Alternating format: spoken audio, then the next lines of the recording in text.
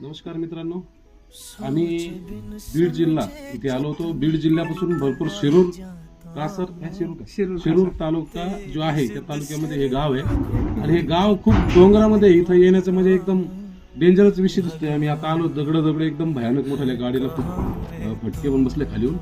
आम्ही फक्त ह्या 2 दिव्यांग बांधवासाठी इथं आलो, जे बहीण भाऊ आहेत, ते त्यांचे वडील आहेत. बाबा, त्यांची काय आता सध्याची सिच्युएशन, तुम्ही म्हणजे शाळेत जाणं येणं हे ते समजासला उचलून द्यावं लागतंय ना, काहीच जाता येत नाही, काय नाही त्यांना. आता हे भेटले व्हीलचेअर, हा आता समजा सोपं झालंय. होय की. तर हे सगळं आपलं आज आपण इथपर्यंत आलो.